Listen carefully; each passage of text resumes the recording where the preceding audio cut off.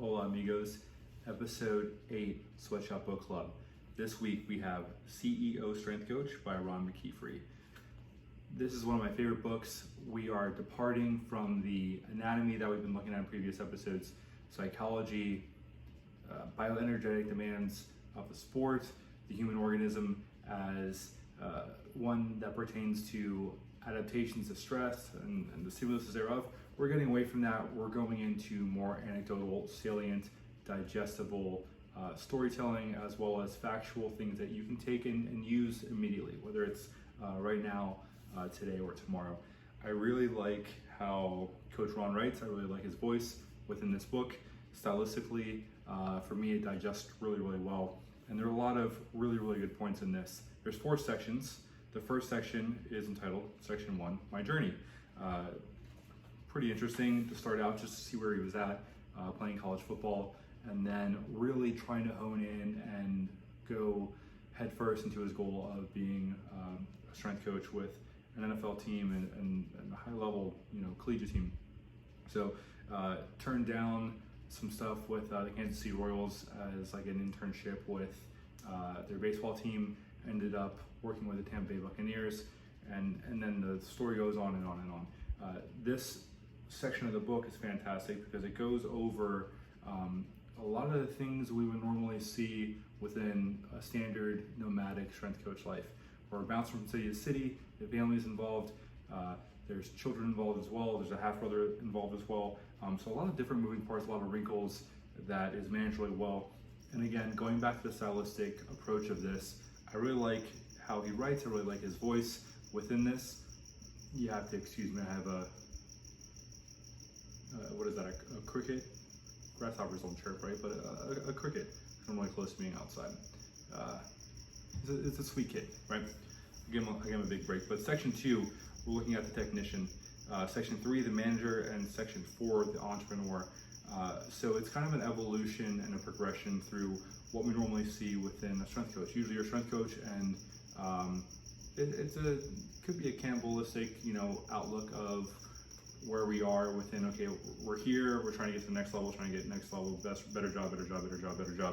And it can be a drain, of course, right? This looks at it as, how do I build my base so that I have a tall peak within the pyramid? Section 2, the technician, really does a lot for if you're starting out, if you're doing an internship, if you're doing a GA, if you're just getting started out and just getting your certification. We see that good information here involves like what you would do to actually make a resume, how you'd reach out and do site visits, things of that nature. I have some stylistic things that I like that he wrote within looking at a resume, and it really gets into a lot of good detail. Some stylistic things I don't like just because of individual differences, of course, but he's seen more resumes than I'm taking breaths. So what do I know, right? Section 3, where we're looking at, after we're the technician, we're evolving now, we're a manager. How do you hire and fire people? How do you bring on a good team? How do you complement your own awareness and strengths and weaknesses? So I've heard Coach Ron, go over the different degrees of self-awareness, and you're not really one or the other, but we have animals like an otter, a beaver, a lion, and a retriever, and they all have their different significant strengths and weaknesses, but they need to mesh together. If you're a lion, like Coach Ron is, and you're hiring other lions, there's gonna be a lot of chomping at the bit, yeah? So we wanna make sure that we have a nice, smooth staff and transition within making decisions, having meetings that are impactful. Phoebe, are you snoring? My dog right now is not only snoring, she's sleepwalking. She's having a good dream. Good for you, Phoebe. Good for you. There's a lot going on right now. I'm trying to do a book review, and I got dog snoring, neighbors chirping. You good? Better girl. Okay. I got a lot going on, yeah? So we're back. All right. Chirping is back as well. So appreciate you bearing with me within that. So section 3, talking about the manager, leading up is a really good strategy as well, as opposed to just trying to be all fire. Making sure that you're adaptable within your profession and where you are in space and time. Managing a budget is super important. Talks about fundraising, talks about doing what you can within the circumstances that you're in. That's highly important. And then, managing your time and then making sure that you're not going crazy. He talked about how when he first started out, he had no vacations within X amount of years. And he thought he was really, really a hard worker, and he's really getting after it, and he's such a hero. But looking back at it, it's something that we see in hindsight, which is 2020, of course, that it takes some breaks every once in a while. You got some mental health you got to work on, and you got to time with your family as well. You got to make sure that you're, filling all those buckets. Within that, Pete, where are you going, girl? Within that, taking advantage of your free time, like I mentioned, and then we go into the entrepreneur.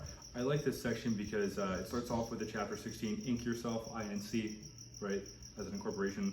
Outsourcing is a fantastic chapter that talks about things that you could do. Maybe you need them done at a higher level. He goes over a lot of different sections in terms of maybe it could be iMovie, different modalities within that, Evernote, different things you can use to make life a little bit easier for yourself, that you can automate some things as well. And also outsourcing in regards to, just because you don't want to do something, it might be a menial, trivial task, and you don't want to do it, doesn't mean you shouldn't do it and make someone else do it. We're always looking for quality as well, but what are they really learning if they're doing this task that you're just passing off, you're delegating because you don't want to do it, right?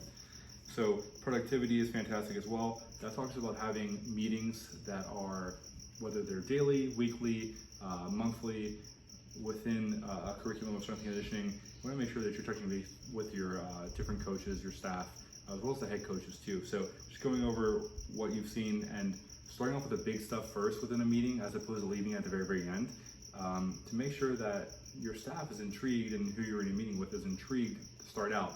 Nobody likes meetings. You're kind of sitting around and then all of a sudden you hit off 2 or 3 different little novel things that you need to take care of. You get them done, and then there's this big thing that you need to worry about, this time-consuming thing at the end of the meeting that doesn't really get solved. So if you start with a time-consuming, more attention-grabbing sections of what you need to do during a meeting, it gets everyone stimulated. It gets everyone kind of talking about a solution-based strategy as opposed to just looking at the problem as it is, and it makes more productive meetings. I really, really enjoyed that chapter. Make the big time where you are is the penultimate chapter, which is chapter 20. I like that as well. One of the strengths of this book that I should have mentioned earlier, but I want to mention it at the end now, is that he mentions a ton of different books and draws upon them. This is a book about strength coach, CEO strength coach. Tools of Titans is mentioned here. Different Tim Ferriss, Maxwell's in here. A lot of different authors and different books. I can't quote them all, there's so many, but you can tell that the knowledge base that's being drawn off of from Coach Ron really, really integrates itself well as something that you don't need to be reading strength and conditioning all the time to get better at being a strength coach. Sometimes you need to read about business. They don't tell you about marketing. They don't tell you about how to use an Excel sheet. They don't tell you about X, Y, and Z. Some things with fundraising, some things are tax deductible, some things are not. Sometimes you need to get them a receipt within a certain amount of time. These things that aren't studied within curriculum, within college or high school even, or even during certain curriculum within certifications, NSCA, things of that nature, ISSA, all the different alphabet soup. A lot of that stuff that you don't find and don't know how to do is written in here in a step-by-step basis that, again, is digestible and really lead you into good habits and good practices before you get into those good practices, because you don't want to step into something you're not ready for.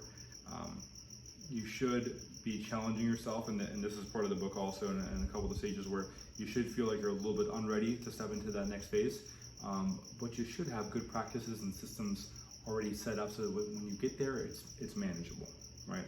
So again, I don't want to say guru, or I know I said sage before, but for really fantastic advice, for really good anecdote that brings a lot of wisdom and experience, I think CEO Strength Coach is really good.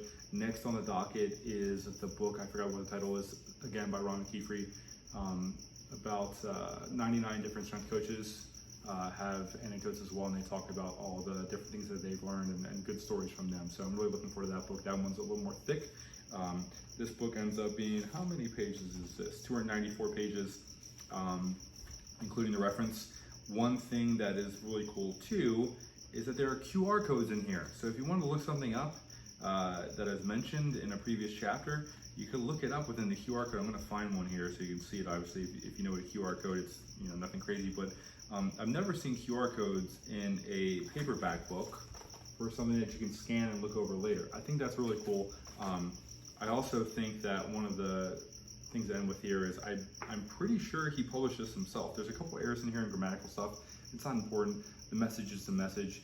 And if you can decipher it, it doesn't matter if there's a misspelling here or a grammatical tense or whatever. But I think he published this himself. It says copyright 2015 by Ron McKeefery. So I'm pretty sure that this is a very, very crafty dude.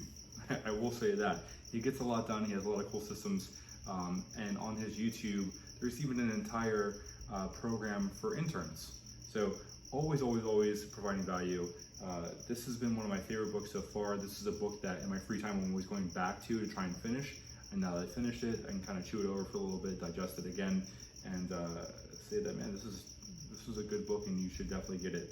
I'm so happy I got it, and thanks. Ciao.